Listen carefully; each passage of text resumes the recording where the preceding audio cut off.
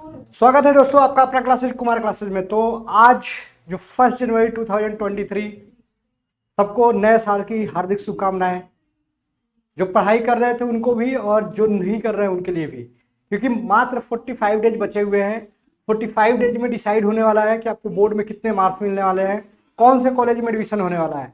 तो जो लास्ट के 45 डेज हैं, 10th का सिलेबस काफ़ी कम रहता है, ऐसे भी काफ़ी सिलेबस कट हो चुके हैं। तो आज जो हम लोग कोऑर्डिनेट ज्योमेट्री पढ़ने जाने वाले हैं, देखो आपने देखा होगा यहाँ पे जो लिखा हुआ है, फिक्स योर 6 मार्क्स। 6 मार्क्स के क्वेश्चंस आने वाले हैं। 6 मार्क्स के नहीं, मतलब उसमें डिवाइड करके हो सकता है 4 और 2 ऐसे करके, लेकिन टोटल जो वेटेज है इस चैप्टर का 6 मार्क्स है।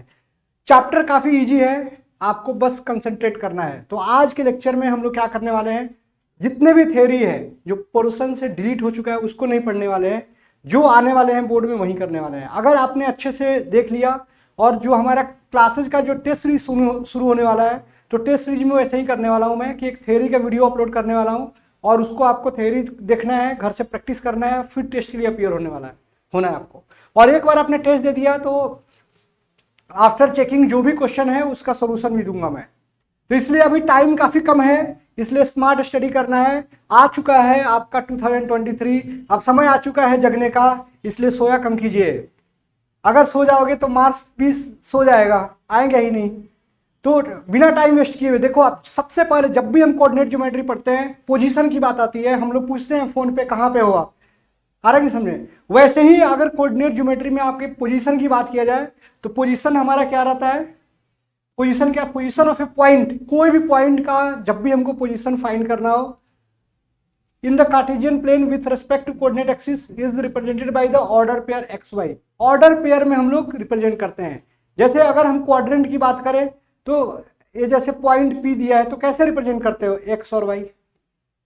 मीन्स जब भी हम पोजीशन की बात करते हैं तो मुझे जब भी पोजीशन जैसे 2 3 दिया हुआ है पोजीशन, इसका मीनिंग क्या है, x equal to 2 and y equal to 3। जैसे देखो आप यहां पे दिया है पोजीशन एक्स वाई, जो लाइन आपको यहां पे दिख रहा है, ये जो लाइन आपको यहां पे दिख रहा है एक्स डैश ओ एक्स, तो this is called x o x is called x axis. यहां पे एक्स डैश लिख सकते हो आप, यस और नो, एक्स डैश लिख सकते हो, यहां पे एक्स डैश ही लिखो। तो x dash o x is called the x axis. ये देखो आप, x dash o x is called the x axis. जब हम बात करेंगे वाई एक्सिस का, इसका मीनिंग क्या है, y o dash, so this is y axis, so this is y axis, so there are 2 axis, one is x axis, another is y axis। काफी important है। आपको लग रहा है कि टाइम वेस्ट हो रहा है, टाइम वेस्ट नहीं होने वाला है। आपको थ्योरी पढ़ने में जस्ट 10 से 15 मिनट टाइम देना है, और जो भी इंपॉर्टेंट पॉइंट्स है उसको रिकॉल करना है। आपको क्या करना है, उसके बाद आपको रिकॉल करना है, फिर आपको क्या करना है, एनसीईआरटी के सारे क्वेश्चन सॉल्व करना है, फिर सिंपल पेपर सॉल्व करना है। तो सबसे पहले जब भी आप कोई भी चैप्टर स्टार्ट करते हो, तो जो भी 10-15 मिनट आपको उसमें टाइम देना है, आपको फुल्ली चैप्टर को रिवाइज करना है। Then we have to start, you have to start solving the questions. तो सबसे पहले x dash o x is called the x axis, y o y dash is called y axis. The perpendicular distance of a point p from the y axis, जैसे perpendicular distance अगर हमने p from the y axis, अगर हमने y axis से perpendicular distance लिया, perpendicular distance का meaning क्या होता है, perpendicular distance means shortest distance between 2 points.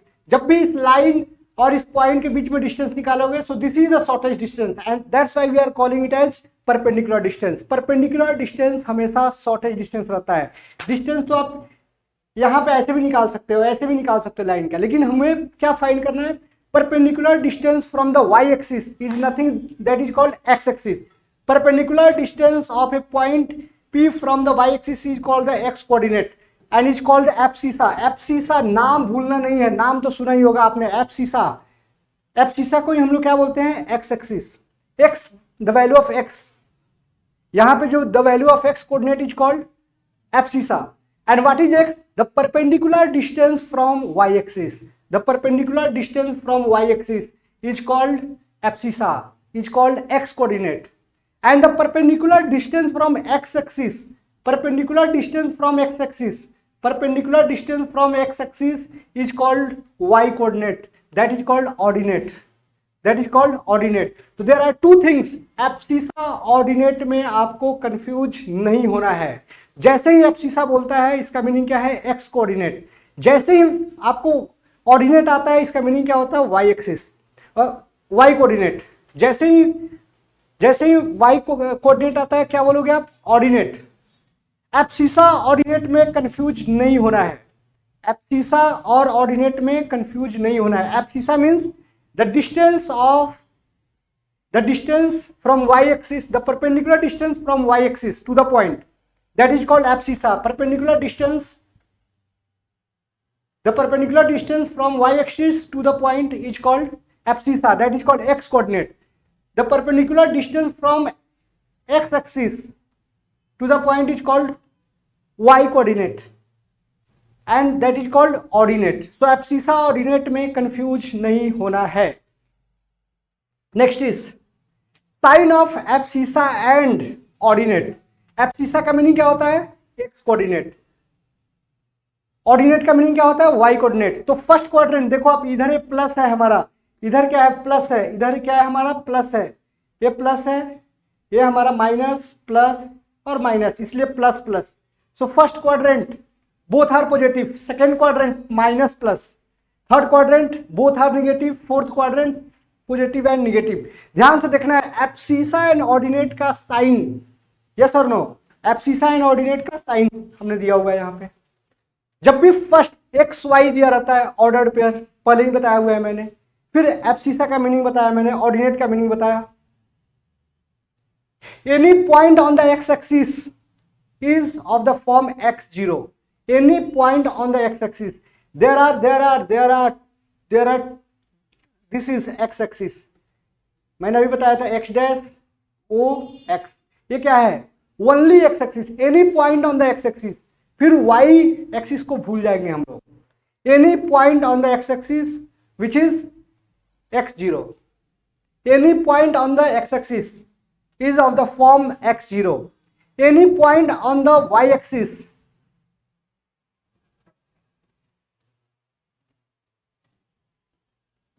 is 0y, any point on the y-axis is of the form 0y।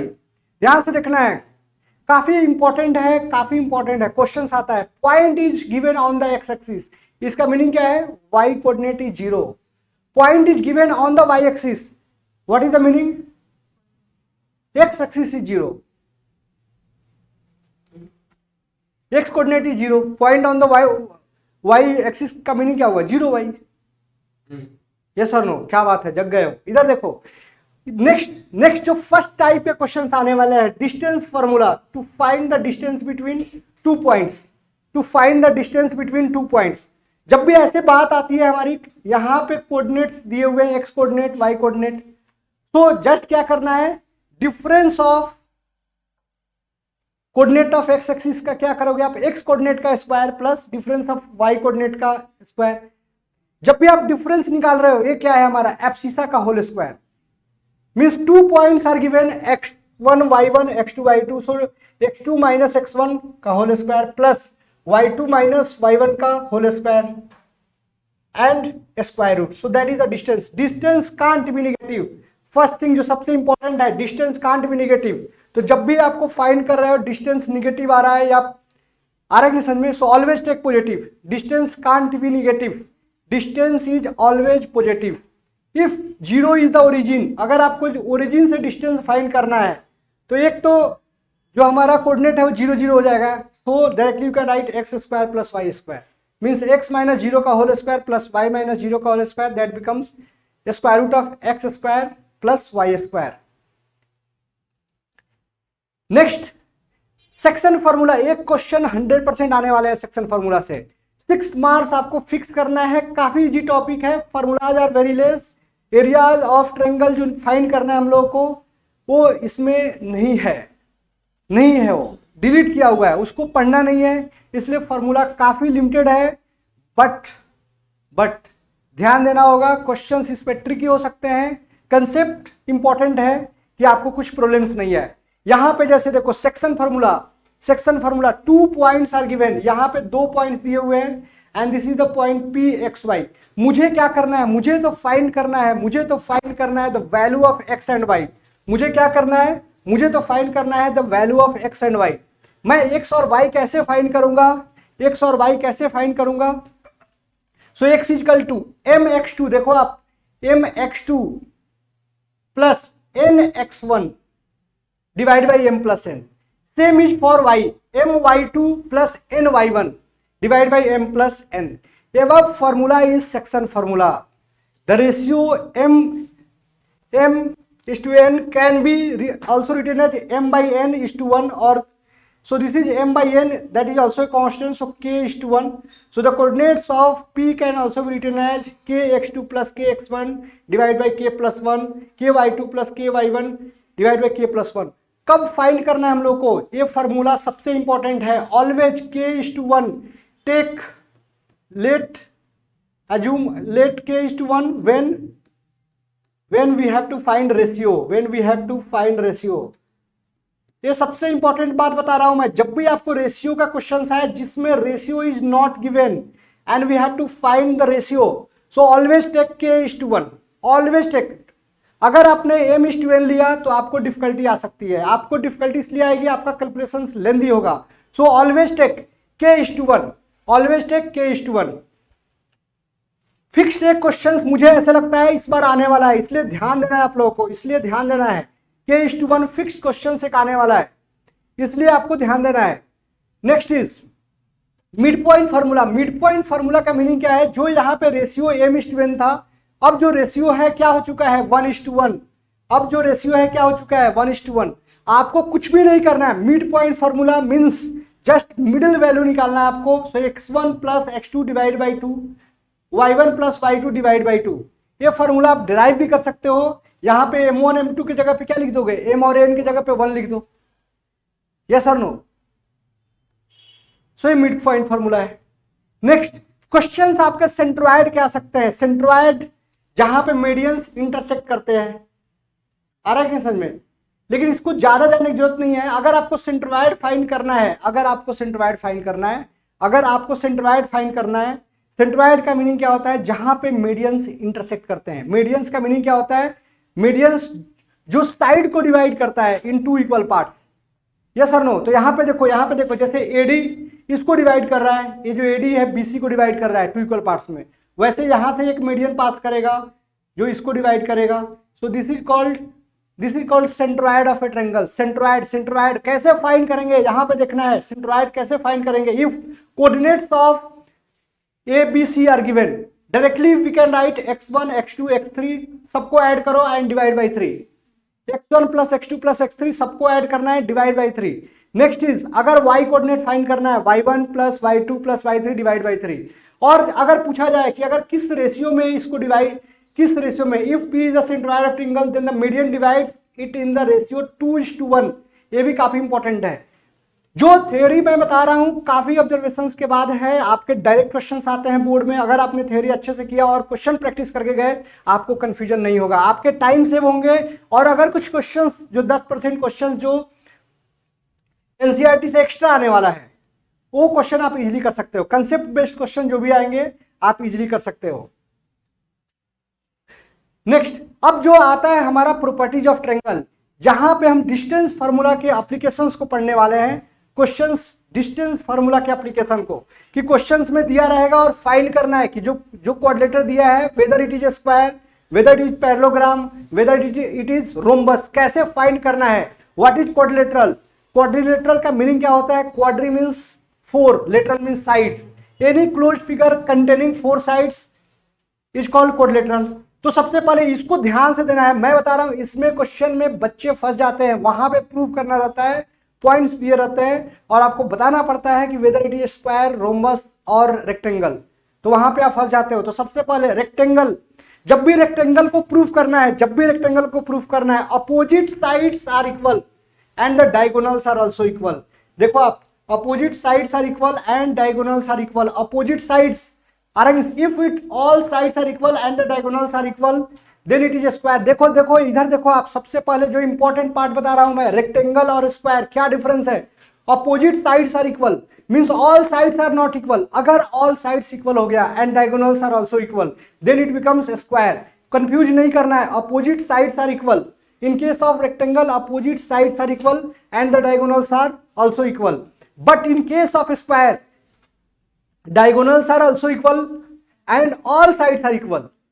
ये सबसे बड़ा डिफरेंस है रेक्टेंगल और स्क्वायर में, ध्यान से देखना है। आपको थ्योरी ऐसे नॉर्मल लग रहा होगा ये तो हमने पढ़ा हुआ है, फिर से पढ़ने की क्या जरूरत है, लेकिन आप कंफ्यूज कर जाओगे। इसलिए बार बार मैं बोल रहा हूं आपको कंपेयर के फॉर्म में पढ़ना है, रेक्टेंगल और स्क्वायर। जब भी बात आता है अपोजिट साइड्स आर इक्वल, अगर डायगोनल्स इक्वल ही नहीं है तो आप डायरेक्टली क्या बोल दोगे कि ये रेक्टेंगल और स्क्वायर है ही नहीं। लेकिन diagonals are equal, opposite sides are equal, और फिर चेक करेंगे कि सारे साइड्स इक्वल है कि नहीं। लेकिन अगर all sides are not equal but opposite sides are equal then it is rectangle. And if all sides are equal as well as diagonals are equal it becomes square. All squares are rectangles but all rectangles are not square. ये भी याद रखना है, all squares are rectangles but all rectangles are not square. Right? Next is, confuse नहीं करना है, next is parallelogram. If opposite sides are equal, parallelogram but not a rectangle if its opposite sides are equal and diagonals are not equal. देखो अगर parallelogram rectangle में आपको confusion हो रहा है, आपको लग रहा है कि हाउ टू चूज, कि मुझे कैसे मालूम चलेगा पैरेललोग्राम है या रेक्टेंगल है, तो सबसे पहले opposite sides are equal, it means parallelogram भी हो सकता है रेक्टेंगल भी हो सकता है। जैसे ही हमने डायगोनल्स फाइंड किया और डायगोनल्स में नॉट इक्वल आ रहा है, it means it is only parallelogram, it is not a rectangle. All rectangles are parallelogram but all parallelograms are not rectangle. Rectangle is a special case of parallelogram where diagonals are also equal to each other. Rectangle is a special case of parallelogram where diagonals are equal to each other. Next is rhombus. Rhombus but not a square if all sides are equal and the diagonals are not equal. Rhombus but not a square if all sides are equal and the diagonals are not equal. तो ये काफी important है, ये share करने वाला हूं मैं, इसलिए डरने की कोई जरूरत नहीं है।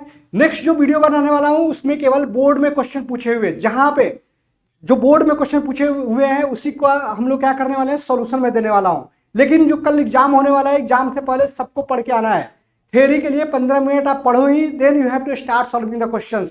तो फिर मिलते हैं हम नए वीडियो के साथ। जय हिंद, जय भारत।